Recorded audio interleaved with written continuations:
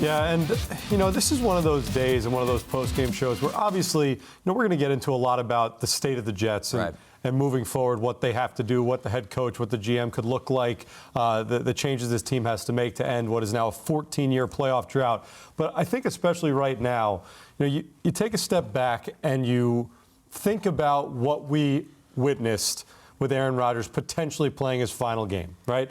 20-year career, one of the great quarterbacks in the history of the game, as you just saw.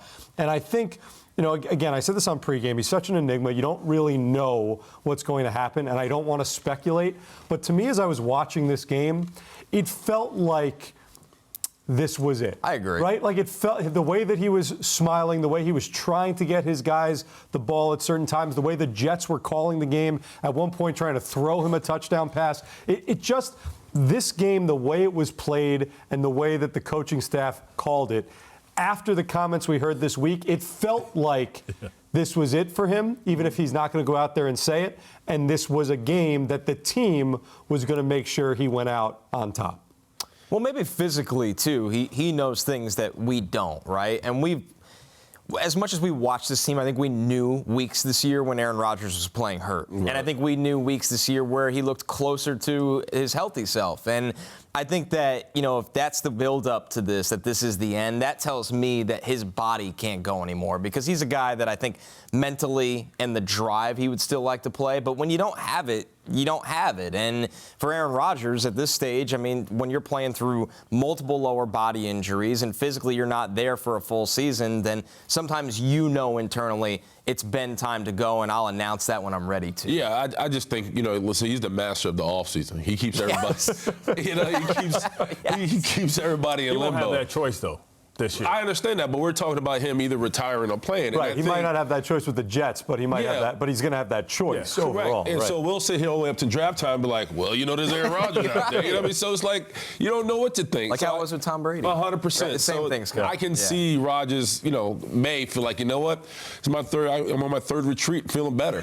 So I don't know. But this is the thing. Like when you saw how healthy he was, we knew he was when he was injured around the Denver game in the first game 3 and game 4, and that was a result of him just taking a beating because Tyron Smith couldn't protect him, and he was taking bad hits. They were blitzing him, run blitzing him. The Minnesota game was brutal. They beat the crap out of him.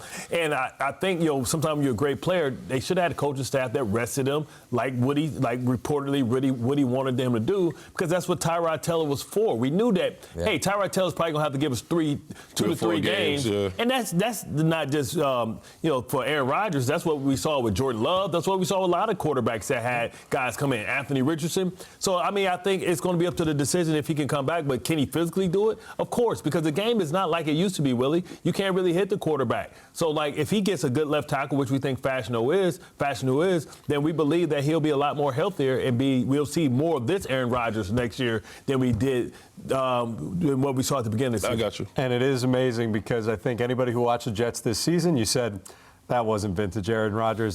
Something's off. This isn't working. At the end of the day, though, statistically, 3,897 passing yards. That's the third most passing yards in Jets history in a single season. 28 touchdowns. That's the third most touchdown passes thrown by a Jets quarterback in a single season, and 11 touchdowns. So the statistics show that he's still got something in him if ultimately it didn't translate into enough wins. We're going to